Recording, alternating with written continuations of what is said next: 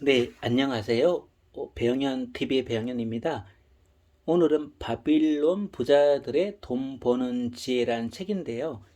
새 표지의 책에는 재테크 바이블이라고 되어 있네요. 짧게 재밌는 책 속으로 한번 들어가 볼게요. 우리도 열심히 일하고 성실하게 일했건만 어째서 운명의 수레바퀴는 자네에게만 엄청난 재산을 안겨줄까?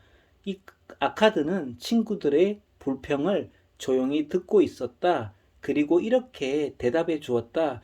그래, 젊은 시절까지 우리는 똑같았었지. 그런데 자네들이 아직까지 근근히 살아가는 이유가 뭐냐고? 그것은 자네들이 재산을 모아가는 법칙을 몰랐거나 아니면 그 법칙을 따르지 않았기 때문일 걸세. 운명의 수레바퀴는 누구에게도 영원한 재물을 허락하지 않는 심술 굳은 여신이네. 어쩌면 노력 없이 얻은 황금에 기뻐하는 사람들을 가차없이 파멸시키는 심판자이기도 하다고 합니다.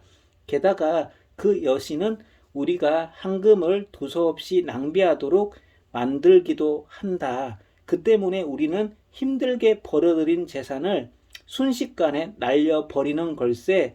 아무런 보람도 없는 욕망과 욕심에 사로잡혀 재산을 펑펑 써대고 결국에는 빈털터리가 되어버리는 걸세.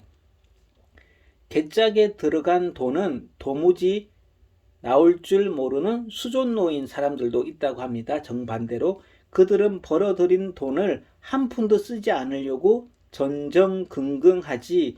왜 그렇겠나? 그들은 돈을 다시 벌어들일 방법을 모르기 때문일세.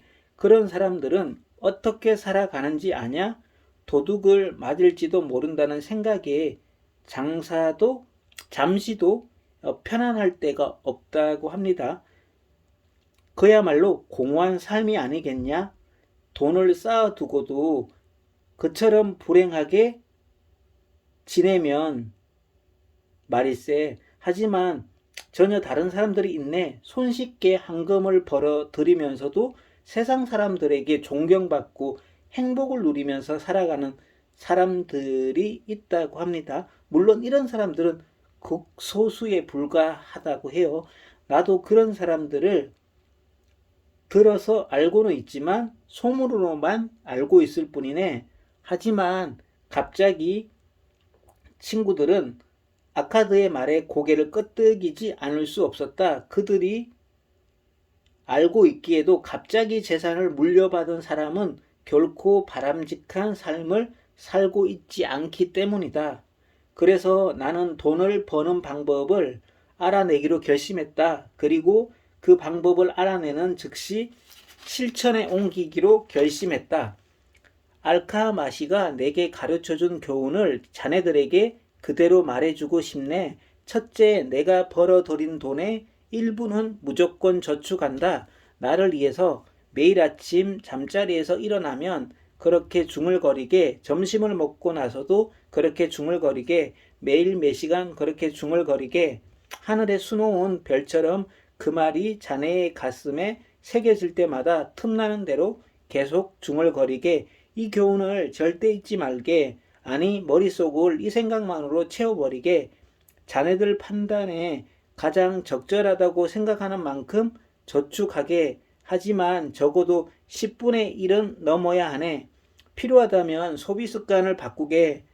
돈이 생기면 가장 먼저 10분의 1을 떼어 어딘가에 모아두게. 그렇게 한다면 자네만이 알고 있는 보물을 가졌다는 생각이 가슴이 뿌듯해질 걸세. 삶의 새로운 활기를 되찾게 될 걸세. 더 많은 돈을 벌어야겠다는 의욕에 즐겁게 일할 수 있을 걸세. 하지만 늘어난 수입에 대해서도 똑같은 비율로 저축하겠다고 생각하지 않겠지? 둘째는 돈이 돈을 만드는 법을 배우게. 돈을 자네의 노예로 만들게. 돈으로 돈을 만들게. 그렇게 만들어진 돈으로 다시 돈을 만들게. 미래를 위한 안전한 수입원을 찾아보게. 주변의 노인들을 눈여겨보게, 자네들도 언젠가 노인이 된다는 사실을 잊지 말게. 행복한 노년을 보내고 싶다면 지금부터라도 모은 돈을 안전하게 투자하게. 지나친 고리를 약속하는 사람들의 유혹에 넘어가지 말게. 그런 사람은 10중 8구 사기꾼이니까. 그렇다고 결코 인색해서는 안 되네. 조그만 푼돈이라도 정기적으로 자선단체에 기부하게. 그 돈이야말로 자네들을 지켜주는 안전장치로 생각하게. 그 돈을 아낀다면 더욱 빨리 부자가 될 수 있을 것이라는 생각에 자선을 게을리하지 말게. 자선의 또 중요성을 강조하네요. 생각이 조금이라도 있는 사람이라면 내 말에 담긴 뜻을 충분히 이해할 수 있을 거네. 그리고 합당한 사람에게 조언을 구하게. 하루 일과가 돈을 다루는 것이 직업인 사람에게 조언을 구하게. 내가 벽돌 상인인 아즈무르에게 보석에 대한 판단을 맡겼던 것처럼 엉뚱한 사람에게 조언을 구해 낭패를 볼 수야 없지 않을까? 따라서 수입이 적더라도 안전한 곳에 투자하는 것이 가장 바람직한 방법이라 생각하네. 따라서 지나치게 많은 돈을 저축하겠다고 결심하고 궁핍하게 살지는 말게. 총 수입에서 10분의 1 이상을 저축할 경우 생활에 큰 불편을 초래한다면 그저 10분의 1을 저축하는 것에 만족하게. 자네 수입에 걸맞은 삶을 살게. 그렇다고 절대 인색한 사람이 되지는 말라고 합니다.